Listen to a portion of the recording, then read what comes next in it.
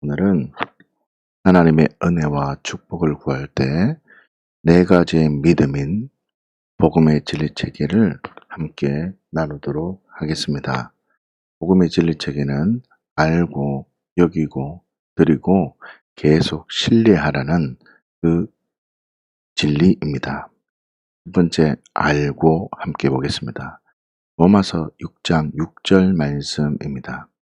우리가 알거니와 우리의 옛사람이 예수와 함께 십자가에 못 박힌 것은 죄의 몸이 죽어 다시는 우리가 죄에게 종노릇하지 아니하려 함이니. 아멘.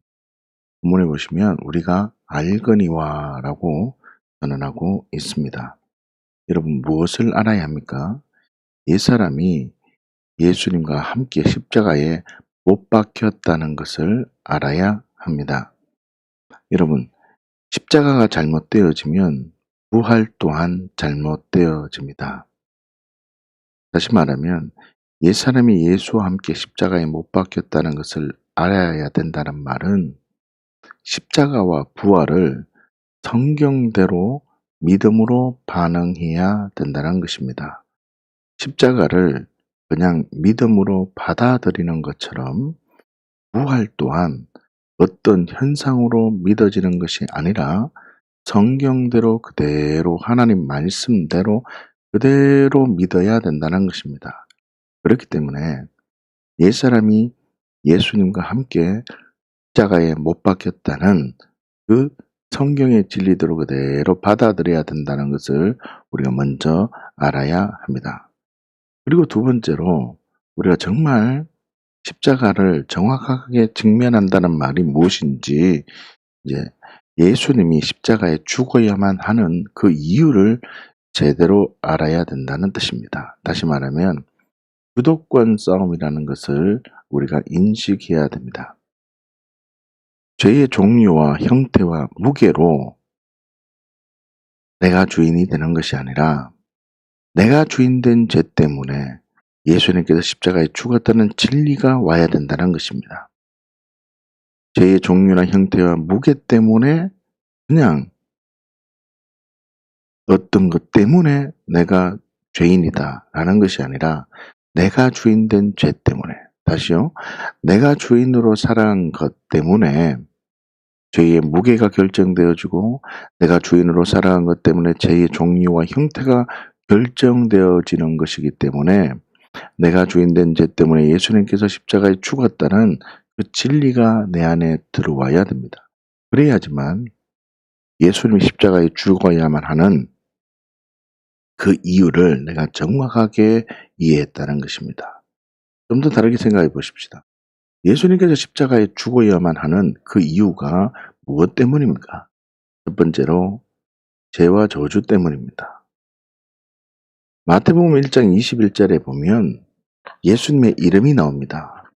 아들을 낳으리니 이름을 예수라 하라. 이는 그가 자기 백성을 그들의 죄에서 구원할 자이심이라 하니라. 아멘. 첫 번째, 예수님의 이름을 예수라라고 말했습니다. 왜요? 그들의 죄에서 구원할 자라는 겁니다. 다시요. 우리의 죄와 저주를 해결하기 위해서 예수님이 십자가에 죽으셔야만 했다는 겁니다. 두 번째, 예수님의 그 이름이 또 마태복음 1장 23절 말씀에 이렇게 선언하고 있습니다. 보라, 처녀가 잉태하여 아들을 낳을 것이요 그의 이름은 임마누엘이라 하리라 하셨으니 이를 번역한즉 하나님이 우리와 함께 계시다 함이라. 임마누엘. 생명이 없는 자에게 예수님의 그 생명, 하나님의 생명이 우리와 함께하는 놀라운 그 의미가 예수님의 그 이름에 담겨져 있습니다. 다시요. 예수님께서 왜 십자가에 죽으셔야만 했냐면 생명, 영생 때문에 예수님께서 십자가에 죽으셨다는 뜻입니다. 다시요. 우리의 죄와 저주와 관계없이 우리에게 영원한 생명을 주기 위해서 십자가와 부활의 그 놀라운 구속의 사역, 영생적 관계를 보여주셨다는 뜻입니다. 하나님께서 인간을 창조하실 때 생기를 불어넣어서 하나님의 생명을 불어넣어서 사람이 된 것입니다. 우리 사람이라는 것은 물이 없는 존재인데 생명, 내 안에 생수가 흘러나오는 그 예수로 통해서 우리는 물이 있는 존재가 된 겁니다. 그런데 노아 홍수 전에 인간이 너무나 타락했기 때문에 하나님의 영이 떠남으로 우리는 그저 고기 덩어리와 같은 삶이 되었습니다.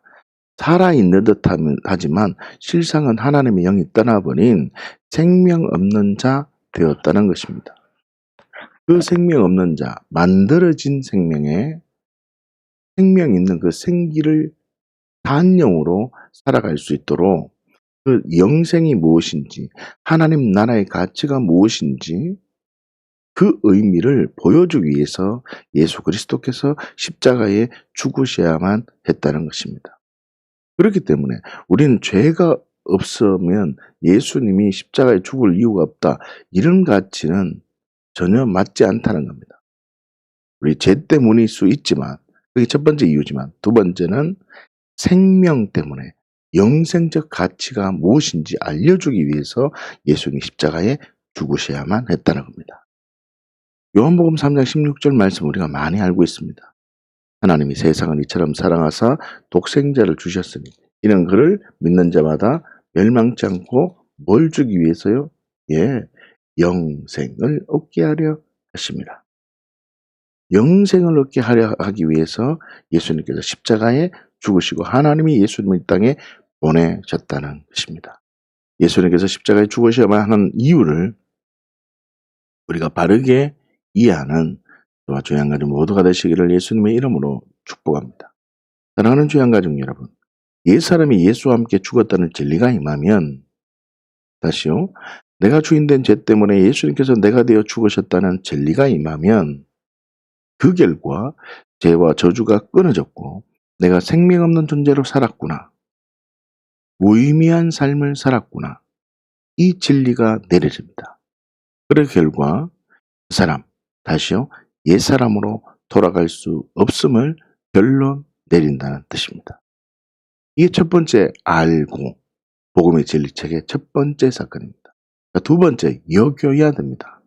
로마서 6장 10절에서 11절까지의 말씀입니다. 그가 죽으시면 죄에 대하여 단번에 죽으심이요 그가 살아계심은 하나님께 대하여 살아계심이니 이와 같이 너희도 너희 자신을 죄에 대하여는 죽은 자요 그리스도 예수 안에서 하나님께 대하여는 살아있는 자로 여길지어다. 아멘. 여러분 무엇을 여겨야 합니까? 첫 번째, 예수님의 죽음은 죄에 대하여 단번에 죽으심이다 라고 선언하고 있습니다. 그래서 예수님의 죽음은 죄에 대하여 단번에 죽으셨다는 그 진리로 여겨야 됩니다. 여러분, 예수님의 이름이 두 가지가 있다 했습니다. 첫 번째, 예수라는 이름처럼 모든 죄와 저주가 단번에 해결되어졌다. 임마누엘, 그 이름처럼 내 안에 악한 영이 있을 수 없다. 왜요? 예수님이 나와 함께 하시니까. 하나님이 나와 함께 하시니까 내 안에 악한 영이 있을 수 없다는 거죠. 나는 이제 생명을 가진 존재임을 여겨야 한다는 뜻입니다. 이 진리가 내 안에 있어야 돼요. 그래야지만 복음의 능력으로 살아갈 수 있고 새로운 피조물답게 살아갈 수 있고 하나님 자녀처럼 살아갈 수 있는 세 번째 복음의 진리책인 드리면서 살아가는 거예요. 알아야 돼요. 첫 번째 뭘요? 그 사람 죽었음을 여겨야 돼요. 어떻게요? 내가 이제 예수, 임마누엘이 내 안에 왔다는 거예요. 모든 죄와 저주가 단번에 해결되어졌고 임마누엘, 내 안에 예수 그리스도의 생명, 하나님이 나와 함께 하시니까 내 안에 악한 영이 있을 수 없고 나는 이제 생명을 가진 자 되어 이제는 알고 여기고 드리는 삶으로 그리스도인답게 사나 죽으나 주를 위해 살아가는 자 되는 거예요. 그래서 너희도 너희 자신을 죄에 대해 죽은 자로 여기는 거예요. 그래서 세 번째로 어떻게 예수님의 부활은 하나님께 대하여 살아있는 자로 여기는 거예요. 여긴다는 것은 부활로 연결시키는 거예요. 그래서 죄인은 영적 불구자며 하나님께만 반응하는 자로 여기는 겁니다. 그 이유는요. 임마누엘 하시기 때문입니다. 여기고의 진리. 다시요. 무엇을 여겨야 됩니까? 죄에 대하여 단번에 죽으셨다. 그러니 모든 죄와 저주가 해결되어졌다. 예수님 때문에. 내 안에 악한 영이 있을 수 있다 없다? 없어요. 왜요? 나는 생명을 가진 존재이기 때문에. 그래서 나는 이제 죄에 대해 죽은 자로 여기고, 나는 이제 하나님께 대하여 살아있는 자로 나는 딱 여겨야 돼요. 그래서 어떻게 드리는 삶을 살아가는 거예요. 보십시오. 로마서 6장 12절에서 13절 말씀입니다. 그러므로 너희는 죄가 너희 죽을 몸을 지배하지 못하게 하여 몸의 사욕에 순종하지 말고, 또한 너희 죄를 불의의 무기로 죄에게 내주지 말고, 오직 너희 자신을 죽은 자 가운데서 다시 살아난 자 같이 하나님께 드리며 너희 죄를 의의 무기로 하나님께 드리라. 아멘. 무엇을 드려야 합니까? 죄가 너희 죽을 몸을 지배하지 못하게 드려야 됩니다. 내 몸이 원하는 대로 살지 못하는 자로 드려야 된다는 뜻입니다. 아주 중요한 말인데요. 13절을 보십시오. 다시 살아난 자 같이 하나님께 드려야 합니다. 이게 핵심입니다. 왜요? 알고 그 사람 죽었어요. 옛사람이 같이 여기고 이제는 더 이상 죄 가운데 있을 수 없는 거예요. 이제는 더 이상 단번에 죽었기 때문에 하나님께 대하여 산 자로 여기는 거예요. 하나님께 대하여 살아있는 자. 여기니까 나는 드려지는 거죠. 어떻게 해요? 다시 살아난 자 같이 하나님께 드리는 거예요. 어떻게 해요? 불의의 무기에서 의의 무기로 하나님께 드리는 겁니다. 여러분, 로마서 14장 8절에서 9절까지의 말씀 아주 중요한 말씀이죠. 우리가 살아도 주를 위하여 살고 죽어도 주를 위하여 죽나니 그러므로 사나 죽으나 우리의 주의 것이로다. 이를 위하여 그리스도께서 죽었다가 다시 살아나셨으니 곧 죽은 자와 산 자의 주가 되려 하심이라. 그리스도께서 죽었다가 다시 살아나신 이유가 뭐라고요? 8절에 보면 살아도 주를 위하여 살고 죽어도 주를 위하여 죽을 수 있는 그 삶을 위해서 그리스도께서 죽었다가 다시 살아나셨다는 것입니다. 부활의 의미는 사나 죽으나 주를 위해서 살아갈 수 있도록 하기 위해서 예수님께서 십자가에 죽으시고 부활하셨다는 겁니다. 그렇기 때문에 다시 살아난 자 같이 하나님께 드린다는 뜻은 죽었다가 다시 살아난 목적, 부활의 목적대로 살아간다는 것입니다. 그렇기 때문에 불의의 무기가 아니라 의의 무기로 드립니다. 그 이유는 예수가 주인이기 때문입니다. 죄의 죽을 몸을 지배하지 못하는 이유도 예수님이 주인이 되었기 때문입니다. 죄가 아니라 죄에 발언하는 자, 죄로 드리는 자 아니라 하나님께 드리는 삶으로 살아가는 겁니다. 왜요? 예수님께서 죽었다가 다시 살아나신 이유가 살아도 주를 위하여 살고 죽어도 주를 위하여 죽는 그 삶을 위해서 예수님이 부활하셨기 때문입니다. 그리고 마지막 계속 신뢰하라는 진리가 우리 안에 있어야 합니다. 베드로전서 5장 10절 말씀인데요. 모든 은혜의 하나님 곧 그리스도 안에서 너희를 부르사 자기의 영원한 영광에 들어가게 하신 이가 잠깐 고난을 당한 너희를 친히 온전하게 하시며 굳건하게 하시며 강하게 하시며 그를 견고하게 하시리라. 무엇을 신뢰해야 하는가? 은혜의 하나님께서 그리스도 안에 불렀다는 걸 신뢰해야 돼요. 내가 넘어졌을 때 친히 온전하게 하신다는 것을 신뢰해야 되고 내가 믿음이 흔들렸을지라도 굳건하게 붙잡아 주신다는 걸 신뢰해야 돼요. 내가 약하고 무기력할지라도 강하게 하신다는 것을 신뢰해야 합니다. 상황과 환경이 나에게 구원의 틀을 흔든다 할지라도 구원이 나로부터 시작되는 것이 아니라 절대 주권임을 신뢰해야 한다는 것입니다. 믿음은 단일회적인 승리로 끝나는 것이 아니라 계속적인 승리를 해야 된다는 거예요. 온전하게, 굳건하게, 강하게, 저를 견고하게 하시는 분을 계속 신뢰하며 벌떡 일어나야 된다는 겁니다. 알고 여기고 드리고 살아가다가 죄 가운데 툭 떨어지면 어떻게 해요? 벌떡 일어나서 십자가로 돌아가서 계속 신뢰해야 된다는 겁니다.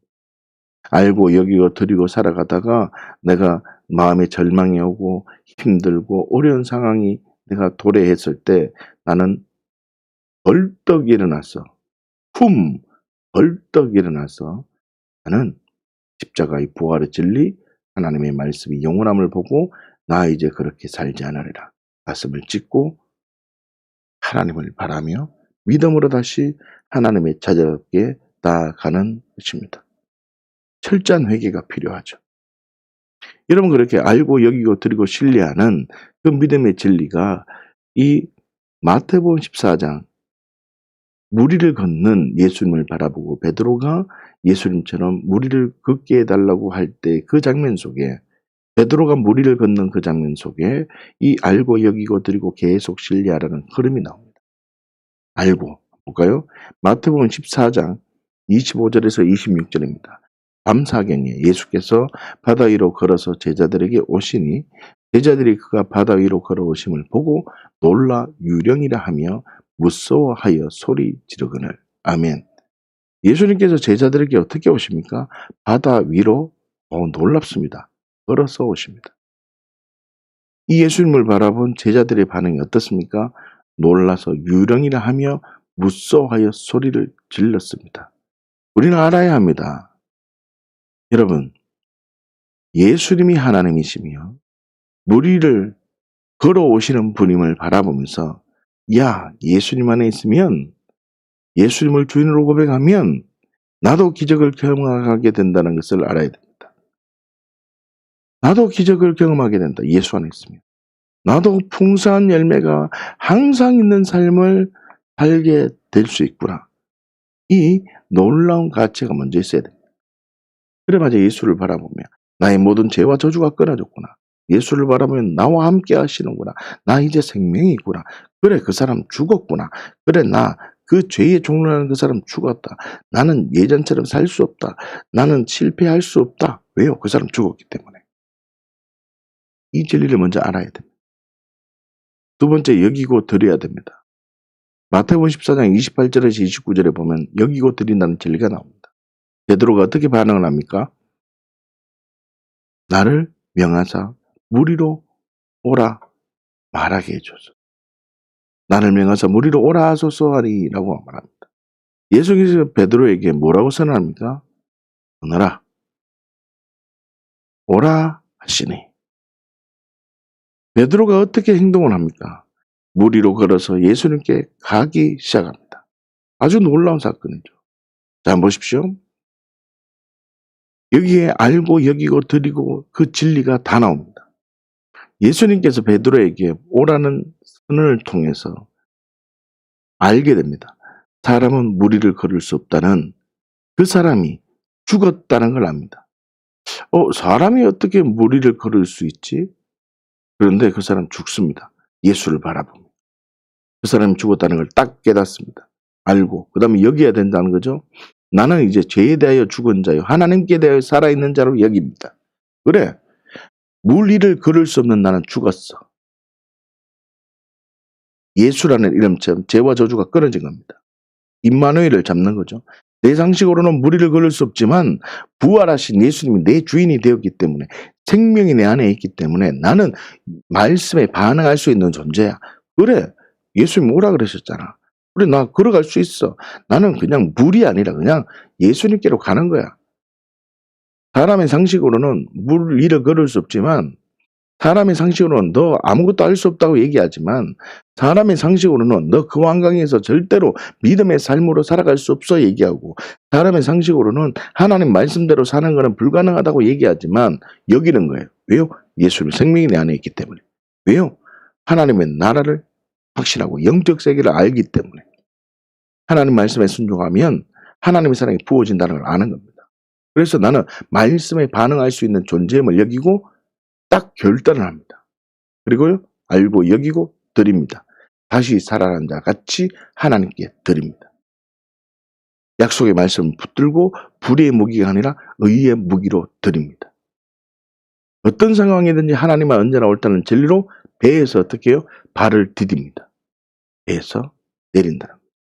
그 결과 베드로는 인류 최초로 무리를 걷는 사람이 된 겁니다.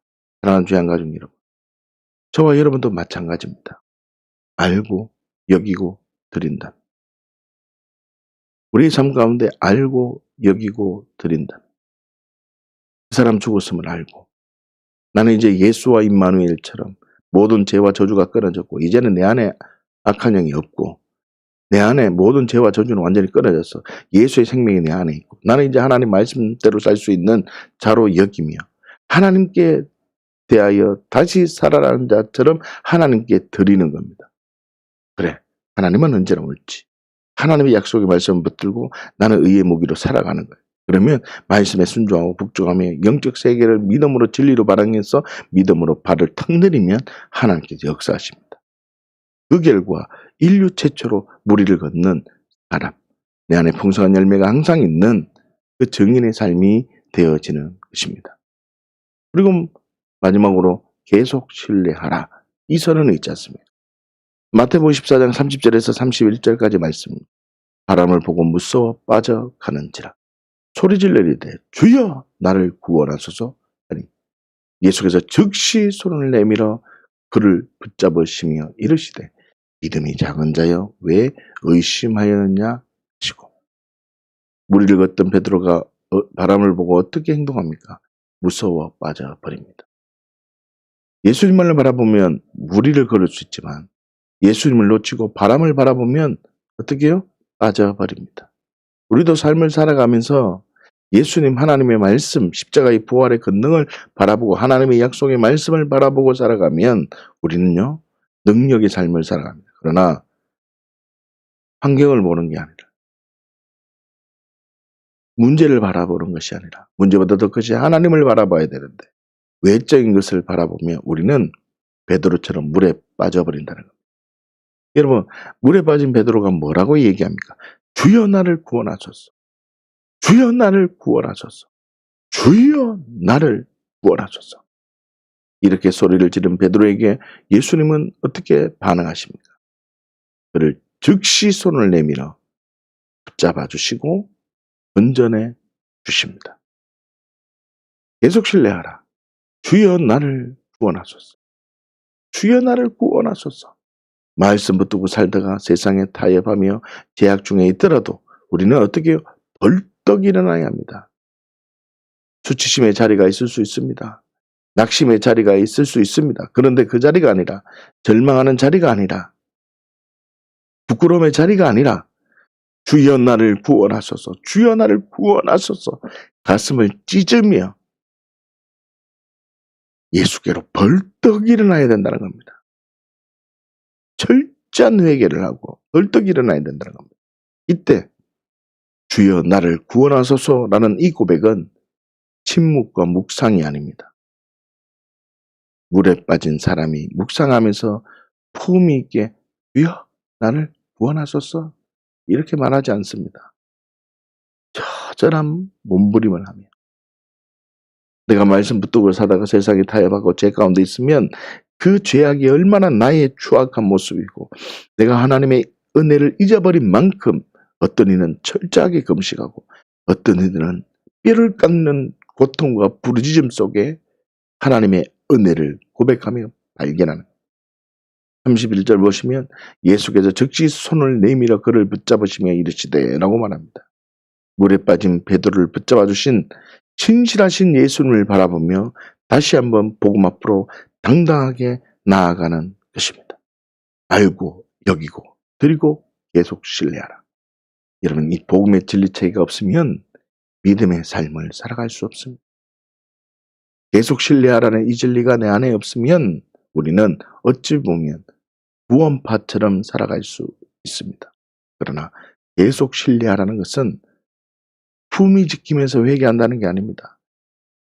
그냥 처절한 몸부림으로 물에 빠진 자가 살려달라고 고백하는 것처럼 내가 말씀 붙들고 살다가 세상에 타협해버렸습니다. 말씀 붙들고 살다가 제약 중에 있습니다.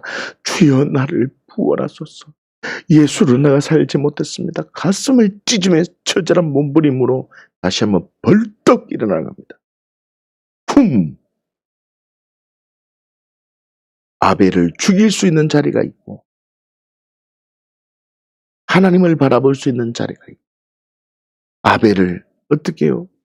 죽이며 거짓말하며 도망가는 자리가 있을 수 있고, 다시 한번 벌떡 일어나 하나님 앞에 은혜를 구하는 자리가 있는데, 가인은요, 죽여놓고 거짓말하고 어떻게 해요? 하나님을 저주하고 자기 죄를 인정하지 않는 그러한 자리로 일어났습니다. 그리스도인은 알고 여기고 드린다면 다시금 내가 세상에 살다가 타협하고 넘어졌으면 벌떡 일어나는 겁니다. 침묵과 묵상이 아니라, 그래 그냥 말씀 붙들고 산다 이런 수준이 아니라 물에 빠진 자처럼 처절한 몸부림을 하며